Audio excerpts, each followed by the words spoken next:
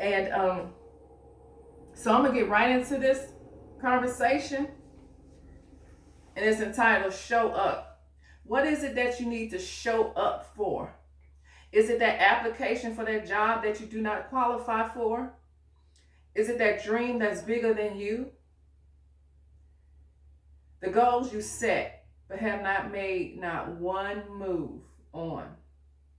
The things that you've been carrying: fear, pain, hurt, disappointment, and abuse. What is it that you need to show up for? For all the ones that read the Bible.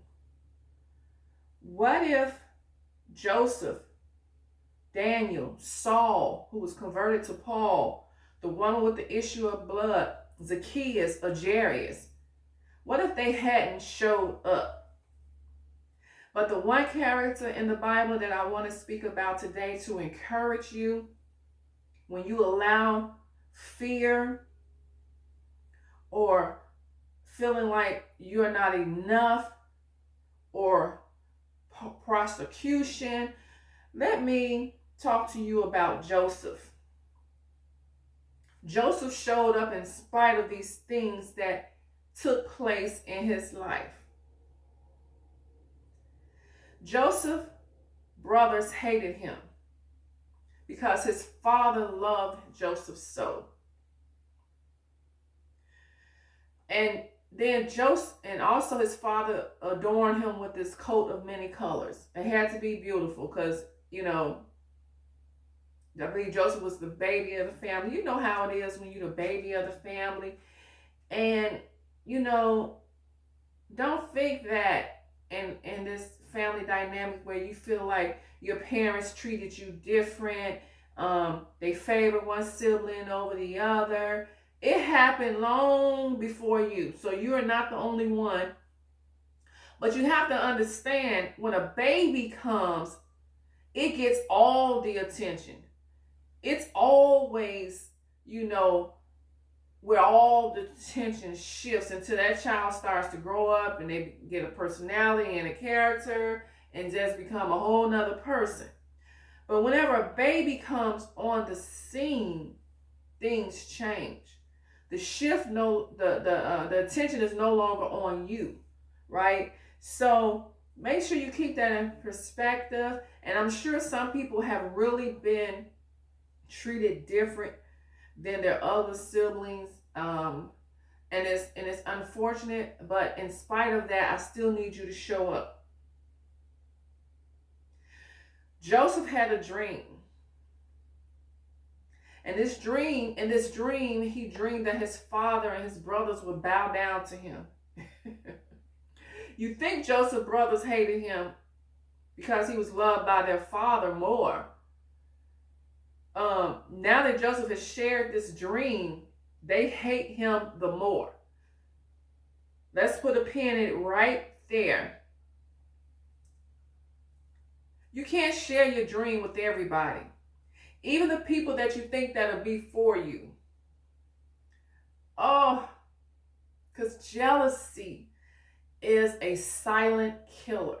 And that's another conversation that we will be having. Jealousy. You can't share, if your dream scares you, just imagine what it does to someone that's on the same level as you, or a few levels down from you, and now you're talking about this thing that is crazy. It's crazy to who? Because somebody in the world has done it. I mean, somebody has become great. We see them every day on TV. It's great people, great people. Why not you? Why not me? So, taking the pen out now. But remember, you can't share your dream with everybody, okay? Back to Joseph.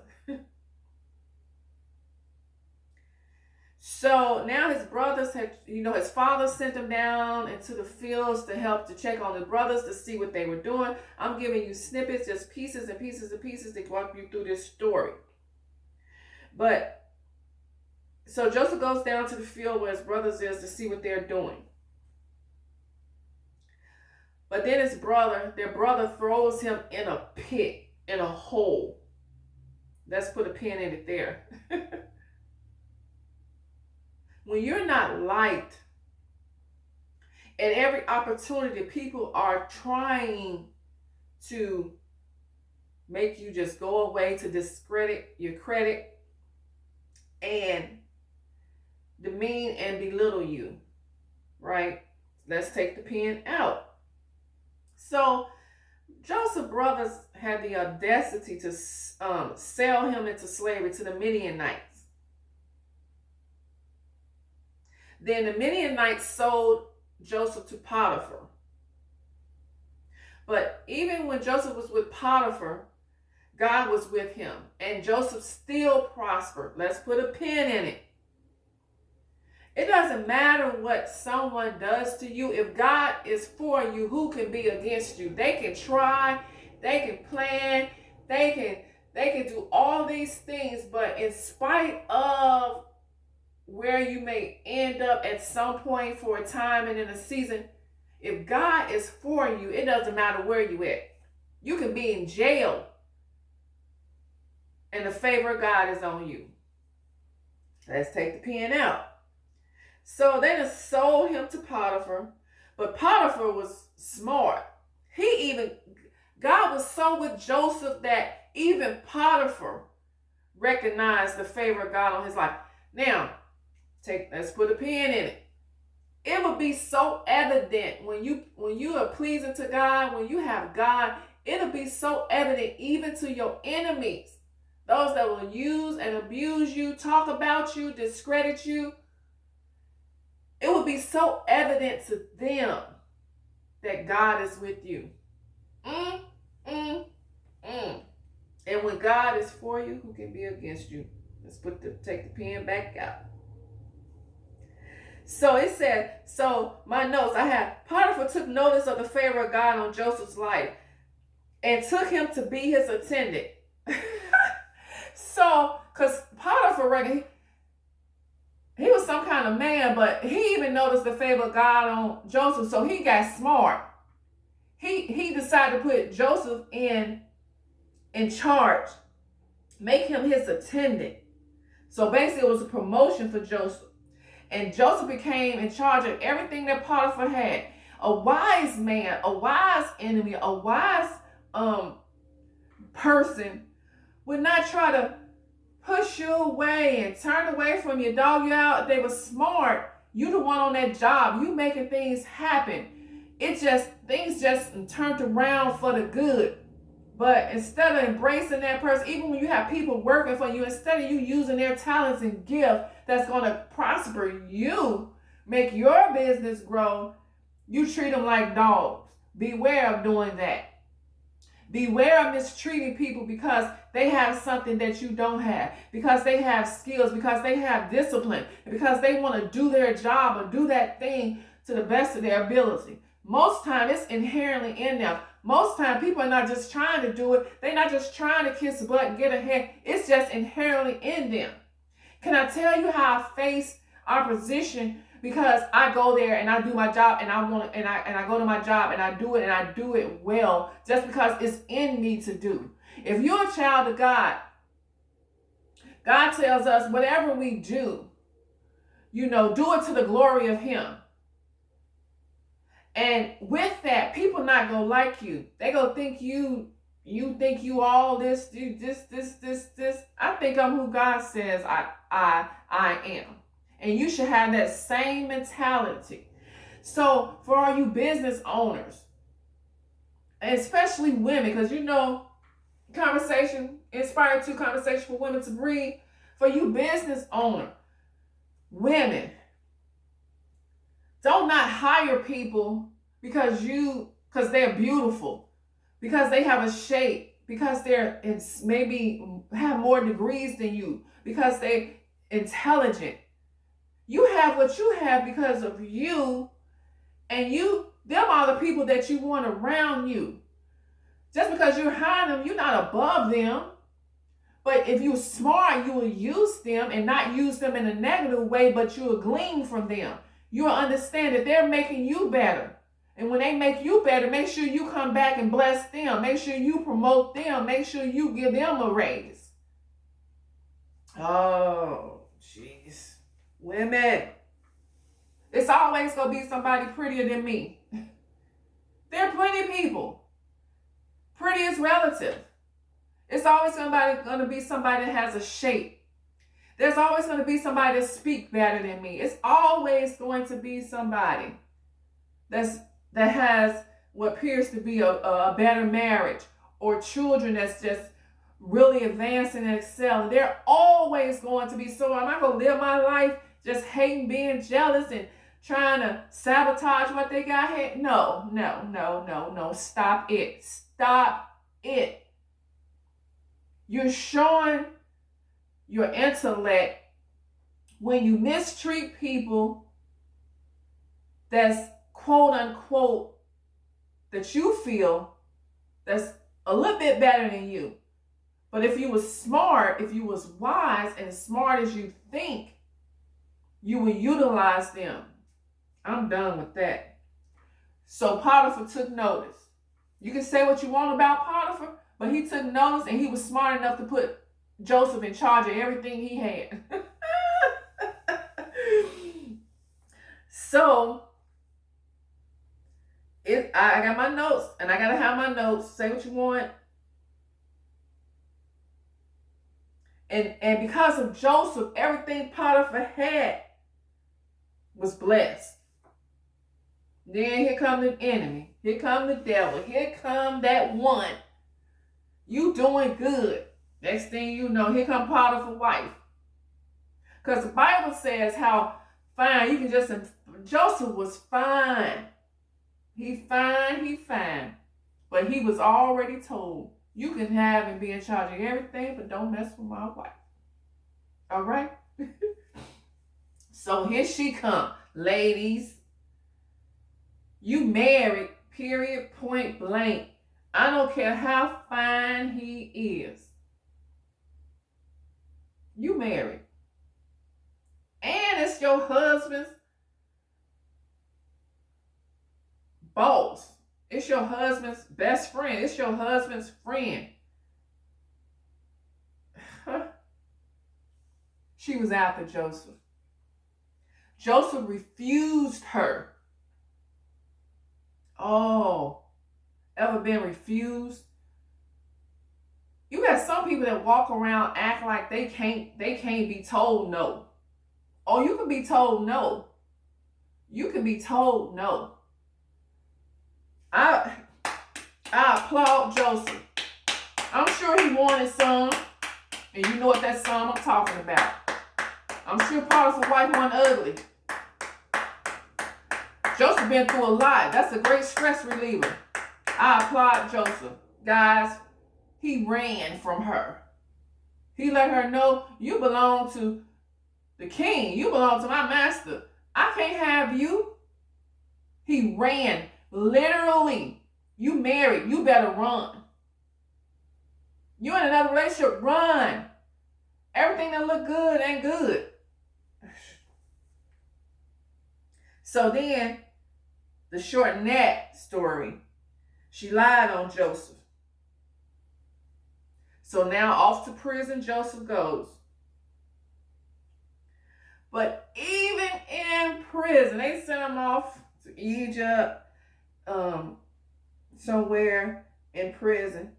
Joseph found favor even with the prison guard. Prison guard put Joseph in charge of other prisoners. That undeniable presence of God on your life. That's what I want. God, I want wherever I go, whatever situation I'm in, I want it to be evident that you're with me. Not so I can gloat. Not so I can just, hopefully so people can be more attracted to me so I can help them, so I can teach them about you, Lord. But what I find joy is that they can't hurt me. You can't be hurt when God is with you. He's for you. Bible said, when he's for you, who can be against you? I'm tired of hearing about the haters. I'm only worried about the haters if I know God ain't with me. Okay?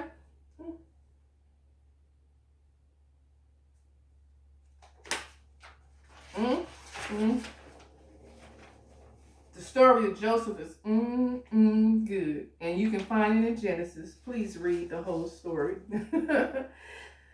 Then the king of Egypt,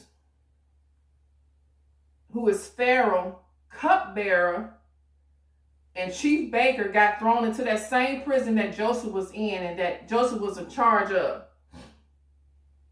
And at some point during their confinement, they both had dreams. The cupbearer and the chief baker, they had dreams. Joseph interprets both of the dreams, but this particular dream of the cupbearer, Joseph interpreted, and basically it was saying you're going to be restored back to Pharaoh's house. Joseph tells him, once you're restored back to your position, mention me to Pharaoh. Let him know I'm here. Don't forget me. This is in modern day terms. When you come up, bring me up. When you come up, bring somebody else up. Don't forget. There should be no business owners, no successful person that's doing well that didn't see potential in somebody else and decide to mentor them and bring them along. It shouldn't be.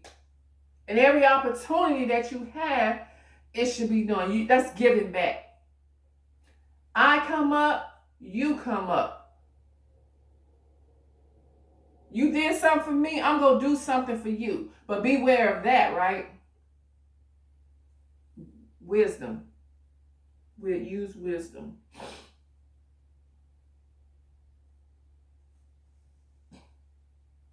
So once the cupbearer got restored back into the house, he forgot all about Joseph.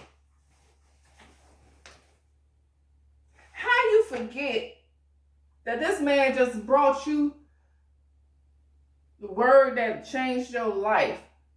Oh, don't be worried, because you're going to get back. You're going to be back promoted. You're going to be back living good. And all of a sudden, you done forget. You couldn't interpret the dream.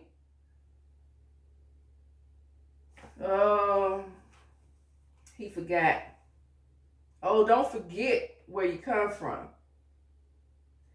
2 years have passed, right? Joseph's still down there being Joseph. Pharaoh then has a dream.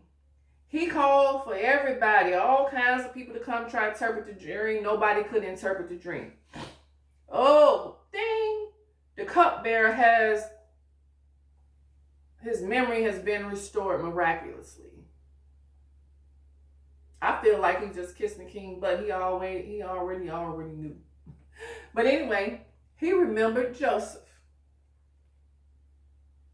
Pharaoh sends for Joseph. Joseph interprets Pharaoh's dream. Now, Joseph is in charge of everything in Egypt, everything that Pharaoh has. And it's more to that story. But he ends up being in charge of everything, all of Egypt. But if you remember at the beginning, Joseph's brothers, first of all, I missed this. Joseph's brothers sold him. But what they did was they took his coat, slaughtered some animal, put his blood all over, took it back to the father, and made like, he had been attacked by an animal. He's gone. He's dead. His father ripped his clothing and he mourns for a long time. He mourns. That's his baby. That's his son. That's his favorite. He mourns.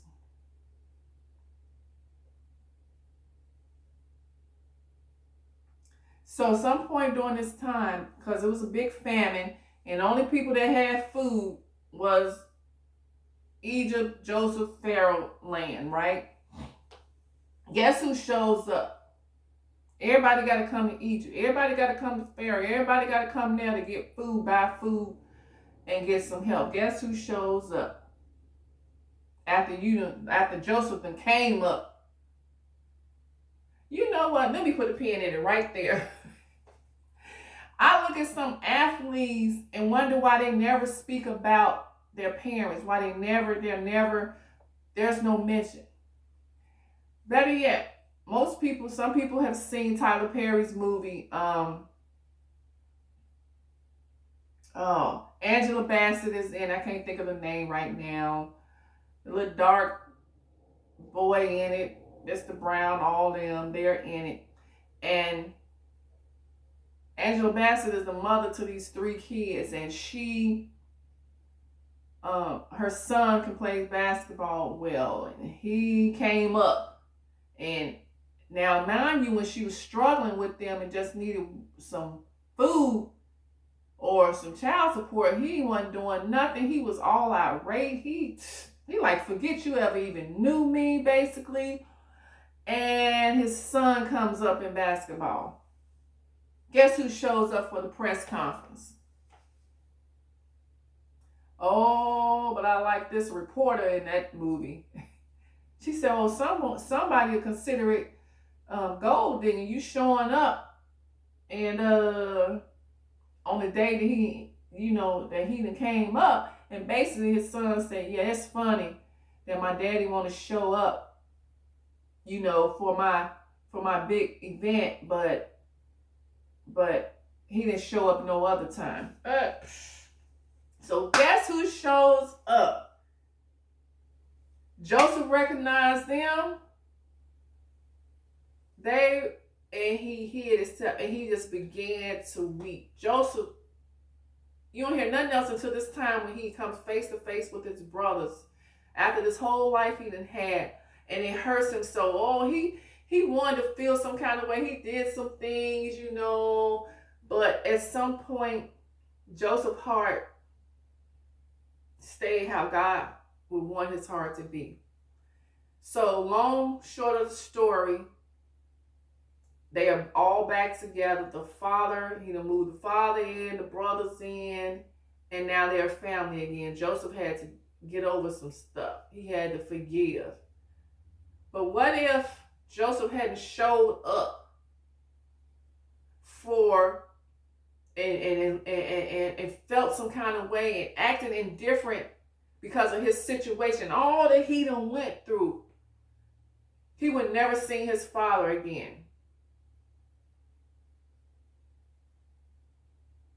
What is it that we're not showing up for that's going to cause us to miss the main thing? If I kept listening to, oh, don't nobody want to hear what you got to say. Oh, you don't have this credential. Oh, you don't this, you that. Fear. What if I listened to and I wouldn't be sitting here sharing my heart, pouring out my heart to help my other sister women and even the guys?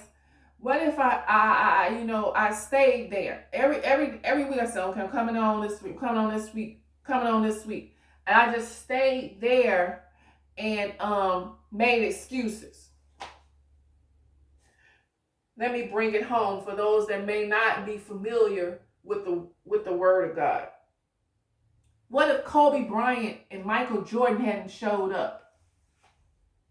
You know what they did? They showed up to that gym every day, that basketball court every day. They perfected their craft like no other. They showed up. Whether they knew they was going to be as big as they were or not. You don't know. So you just show up. Whatever's in your heart to do, do it. Right? And you do it to the best of your ability. And I'm glad that you're here with me because I want to see God move. And I want you to see where I am and where I go from here so you can know that you have to start. I put in an application I only been in the field that I'm in human services for a year. It's not by education, it's by OJT, and I know I want more money. I know I can do the job, whether I've learned every aspect of the job. I just need the opportunity. So every time I look at a application that comes in for Indeed, oh, I don't qualify. Oh, I don't qualify. God qualified me before I ever qualify myself, and that's what I want. I want God to qualify me before I even qualify myself, or try to, or think I did.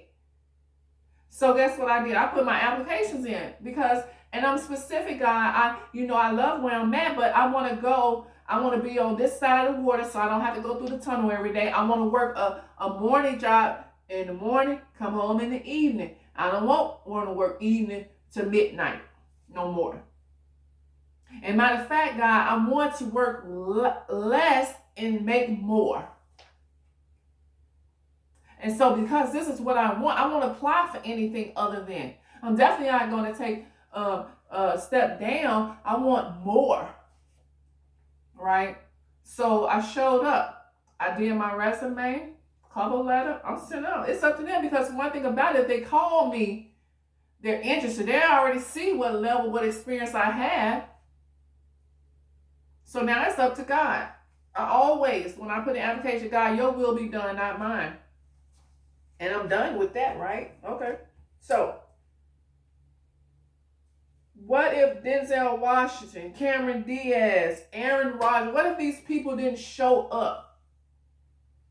You know in your heart that you want to be an actor, but you never go on no call. You looking at you. I know everybody's seen this on Facebook. This one black girl, she had missed, somebody told her about the audition. She missed the audition. She said, I'm just going to sit right outside of this door. Two of the judges have seen him. Then one of the guys that hosted, he came, he asked her, talked to her, and the next thing you know, he walks her right into the audition. And when I tell you she killed it, she killed it. She just showed up. She just sitting on the curb. I don't know what, she didn't have a clue. I don't even think she knew that it had already been cast. Them judges told her, you was the best thing we heard all day. She showed up. Just when she had time, she showed up. God, help us to show up.